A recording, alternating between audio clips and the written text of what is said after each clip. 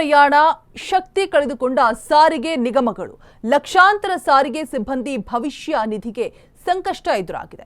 ಸಾರಿಗೆ ನಿಗಮದ ಎಂಡಿ ಬರೆದ ಪತ್ರದಲ್ಲಿ ಸ್ಫೋಟಕ ಮಾಹಿತಿ ಹೊರಬಿದ್ದಿರುವಂಥದ್ದು. ಫ್ರೀ ಪ್ರಯಾಣ ಶಕ್ತಿ ಕಳೆದುಕೊಂಡಿದೆ ಸಾರಿಗೆ ನಿಗಮಗಳು, ಲಕ್ಷಾಂತರ ಸಾರಿಗೆ ಸಿಬ್ಬಂದಿ ಭವಿಷ್ಯ ನಿಧಿಗೆ ಇದೀಗ ಸಂಕಷ್ಟ ಎದುರಾಗಿರುವಂಥದ್ದು. ಸಾರಿಗೆ ನಿಗಮದ ಎಂಡಿ ಬರೆದ ಪತ್ರದಲ್ಲಿ ಸ್ಫೋಟಕ ಮಾಹಿತಿ ಹೊರಬಿದ್ದಿದೆ. ತೀವ್ರ ಆರ್ಥಿಕ ಸಂಕಷ್ಟ ಉಂಟಾಗಿದೆ ಅಂತ ಹೇಳ್ತಾ ಇದ್ದಾರೆ ಅಧಿಕಾರಿಗಳು. ಬಜೆಟ್ನಲ್ಲಿ ಅನುದಾನ ಒದಗಿಸದಿದ್ರೆ ಇನ್ನೂ ಕೂಡ ಸಂಕಷ್ಟ.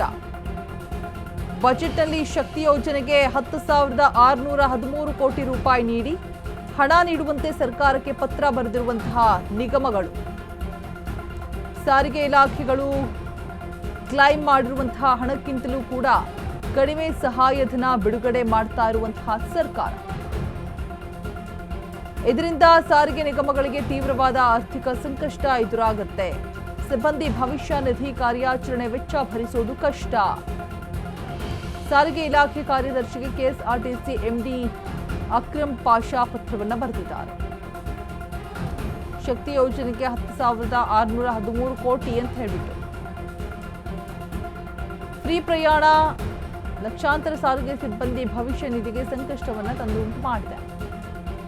ಸಾರಿಗೆ ನಿಗಮದ ಎಂಡಿ ಬರೆದಂತಹ ಪತ್ರದಲ್ಲಿ ಈ ಒಂದು ಸ್ಫೋಟಕ ಮಾಹಿತಿ ಉಲ್ಲೇಖ ಆಗಿರುವಂಥದ್ದು.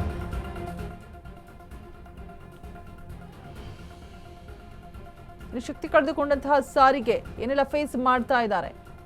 ಬಜೆಟ್ನಲ್ಲಿ ಶಕ್ತಿ ಯೋಜನೆಗೆ 10,613 ಕೋಟಿ ರೂಪಾಯಿ ನೀಡಿ ಸಾರಿಗೆ ಇಲಾಖೆಗಳು ಕ್ಲೈಮ್ ಮಾಡಿರುವ ಹಣಕ್ಕಿಂತಲೂ ಕೂಡ ಕಡಿಮೆ ಸಹಾಯಧನ ಬಿಡುಗಡೆ ಮಾಡ್ತಾ ಇರುವಂತಹ ಸರ್ಕಾರ.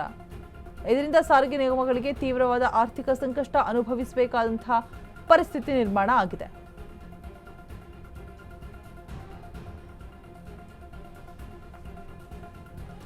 ಫ್ರೀ ಪ್ರಯಾಣ ಎಲ್ಲ ಒಂದ್ ಕಡೆ ಶಕ್ತಿ ಕಳೆದುಕೊಂಡ ಸಾರಿಗೆ ನಿಗಮ ಅನ್ನುವಂಥ ಪ್ರಶ್ನೆಗಳು ಎದುರಾಗ್ತಾ ಇದೆ. ತೀವ್ರ ಆರ್ಥಿಕ ಸಂಕಷ್ಟ ಉಂಟಾಗಿದೆ ಅಂತ ಹೇಳ್ತಿದ್ದಾರೆ ಅಧಿಕಾರಿಗಳು. ಬಜೆಟ್ನಲ್ಲಿ ಅನುದಾನ ಘೋಷಣೆ ಮಾಡಿದ್ರು ಕೂಡ ಯಾಕೆ ಕೊಟ್ಟಿಲ್ಲ, ಹಣ ನೀಡುವಂತೆ ಸರ್ಕಾರಕ್ಕೆ ಪತ್ರವನ್ನು ಬರೆದಿದ್ದಾರೆ ನಿಗಮಗಳು.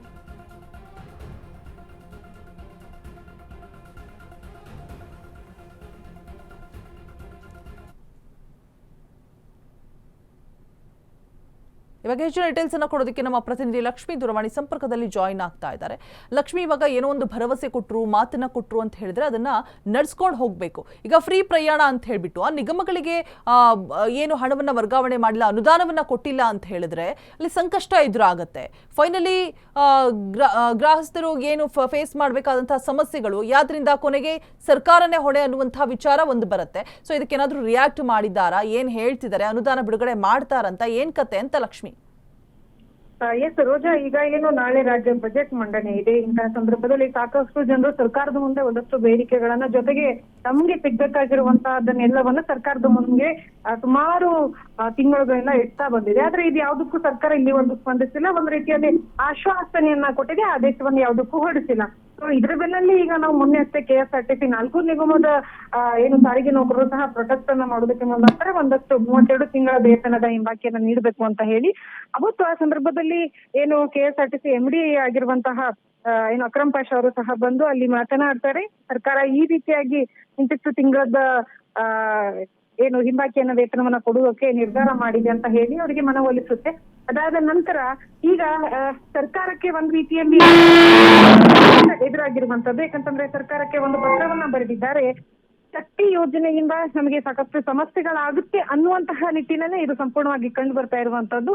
ಶಕ್ತಿ ಯೋಜನೆಯಿಂದನೇ ಆರ್ಥಿಕ ನಷ್ಟವನ್ನ ಅನುಭವಿಸ್ತಾ ಇದೆ ಸಾರಿಗೆ ಇಲಾಖೆ ಅನ್ನುವಂಥದ್ದು. ಯಾಕಂತಂದ್ರೆ ಶಕ್ತಿ ಯೋಜನೆಯಿಂದ ಸಾಕಷ್ಟು ಜನರು ಓಡಾಡ್ತಾರೆ, ಸಾಕಷ್ಟು ಹೆಣ್ಣು ಮಕ್ಕಳು ಓಡಾಡ್ತಾ ಇರೋದ್ರಿಂದ ಈಗ ಸರ್ಕಾರದ ಬೊಕ್ಕಸೆಯಲ್ಲಿ ಹಣ ಇಲ್ಲ. 4 ಸಾರಿಗೆ ಸಂಸ್ಥೆಗಳಿಗೆ ಸುಮಾರು 7,313 ಕೋಟಿ ಹೊಣೆಗಾರಿಕೆಯನ್ನ ಕ್ರೋಢೀಕೃತವಾಗಿದೆ ಅಂತ ಹೇಳಿ ಇದರಲ್ಲಿ ಪತ್ರದಲ್ಲಿ ಈಗ ಸಾರಿಗೆ ಇಲಾಖೆ ಎಂಡಿ ಆಗಿರುವಂತಹ ಅಕ್ರಮ್ ಪಾಷಾ ಅವರು ಏನು ಉಲ್ಲೇಖವನ್ನ ಮಾಡಿರುವಂತದ್ದು. ಈ ಬಾರಿಯ ಬಜೆಟ್ ನಲ್ಲಿ ಶಕ್ತಿ ಯೋಜನೆಗೆ ಸುಮಾರು 10,613 ಕೋಟಿ ರೂಪಾಯಿಯನ್ನ ಒದಗಿಸುವಂತೆ ಈ ಪತ್ರದಲ್ಲಿ ಉಲ್ಲೇಖವನ್ನ ಮಾಡಿದ್ದಾರೆ. ನಾಳೆ ಬಜೆಟ್ ಮಂಡನೆ ಇದೆ. ಅದರ ಹಿಂದಿನ ದಿನದಲ್ಲಿನೇ ಸಹ ಸರ್ಕಾರಕ್ಕೆ ಇಂತಹ ಒಂದು ಪತ್ರವನ್ನ ಬರೆಯುವುದರ ಮುಖಾಂತರವಾಗಿ ತಮ್ಮ ಅಲ್ಲಿ ಸದ್ಯದಲ್ಲಿ ಆಗ್ತಾ ಇರುವಂತಹ ಸಮಸ್ಯೆಗಳೇನು, ಯಾಕಂತಂದ್ರೆ ತೀವ್ರವಾದಂತಹ ಆರ್ಥಿಕ ಸಂಕಷ್ಟದಲ್ಲಿ ಈಗ ಸಾರಿಗೆ ಇಲಾಖೆ ಇರುವಂತದ್ದು. ಅದ್ರ ಜೊತೆಗೆ ಅಧಿಕಾರಿಗಳು ಸಹ ಆರ್ಥಿಕ ಸಂಕಷ್ಟದಲ್ಲಿ ಇದ್ದಾರೆ ಅನ್ನುವಂತಹ ರೀತಿಯಲ್ಲಿ ಈಗ ಒಂದು ಪತ್ರವನ್ನ ಬರೆದಿರುವಂತದ್ದು. ಸರ್ಕಾರ ಈಗ ನಾಳೆ ಬಜೆಟ್ ಮಂಡನೆಯಲ್ಲಿ ಇಂತಿಷ್ಟು ಕೋಟಿಯನ್ನ ಅವ್ರಿಗೆ ಕೊಡ್ತಾರಾ, ಸಾರಿಗೆ ಇಲಾಖೆಗೆ ಅಂತ ಹೇಳಿ ಹಣವನ್ನ ಇಡ್ತಾರಾ, ಅಥವಾ ಮೊನ್ನೆ ಏನು ಹಿಂಬಾಕಿಯನ್ನ ಈಗ 32 ತಿಂಗಳಲ್ಲಿ ಅವರು 16 ತಿಂಗಳದನ್ನ ಕೊಡೋದಕ್ಕೆ ಮುಂದಾಗಿದ್ರು. ಇದಕ್ಕೆ ಸರ್ಕಾರ ಮತ್ತೆ ಉಳಿದಿರುವಂತಹ ತಿಂಗಳದ ಹಿಂಬಾಕಿ ವೇತನವನ್ನ ಕೊಡುತ್ತಾ, ಈ ಎಲ್ಲದಕ್ಕೂ ಉತ್ತರ ಸಹ ಸದ್ಯಕ್ಕೆ ಸಿಗ್ಬೇಕಾಗಿರುವಂತದ್ದು ನಾಳೆಯ ಬಜೆಟ್ ನಲ್ಲಿ. ಆದ್ರೆ ಇಲ್ಲಿ ಒಂದು ಸ್ಪಷ್ಟವಾಗಿ ಗೊತ್ತಾಗ್ತಾ ಇರುವಂತದ್ದು ಏನು ಅಂತಂದ್ರೆ, ಯಾವಾಗ ಶಕ್ತಿ ಯೋಜನೆ ಬಂತು, ಶಕ್ತಿ ಯೋಜನೆ ಬಂದಾಗಿನಿಂದ ಹಿಡಿದು ಸಾರಿಗೆ ಇಲಾಖೆಯಲ್ಲಿ, ಸಾರಿಗೆ ಬೊಕ್ಕಸೆಯಲ್ಲಿ ಹಣ ಇಲ್ಲ ಅನ್ನುವಂಥದ್ದು ಸ್ಪಷ್ಟವಾಗಿ ಕಂಡು ಬರ್ತಾ ಇರುವಂತದ್ದು. ಆ ಕಾರಣಕ್ಕಾಗಿನೇ ಈಗ ಪೋಸ್ಟರ್ಸ್ ಗಳನ್ನಾಗಿರ್ಬೋದು, ಜಾಹೀರಾತುಗಳಿಗೂ ಸಹ ಸರ್ಕಾರ ಹೊರ ಹೋಗ್ತಾ ಇರುವಂತದ್ದು. ಅಡ್ವರ್ಟೈಸ್ಮೆಂಟ್ BMTC, KSRTC 4 ನಿಗಮದ ಬಸ್ಗಳ ಮೇಲೂ ಸಹ ಪೋಸ್ಟರ್ಗಳಿಗೂ ಸಹ ಅನುವು ಮಾಡಿಕೊಟ್ರು ಎಲ್ಲ ಒಂದ್ ಕಡೆ ಸರ್ಕಾರದ ಸಾರಿಗೆ ಇಲಾಖೆಗೆ ಹಣವನ್ನ ತುಂಬುವುದಕ್ಕೆ, ಹಣವನ್ನ ಭರಿಸುವುದಕ್ಕೆ ನಷ್ಟ ಆಗ್ತಾ ಇರುವಂತದ್ದು. ರೋಜಾ. ಓಕೆ, ಥ್ಯಾಂಕ್ ಯು ಲಕ್ಷ್ಮಿ ತಮ್ಮೆಲ್ಲ ಡೀಟೇಲ್ಸ್ಗಾಗಿ.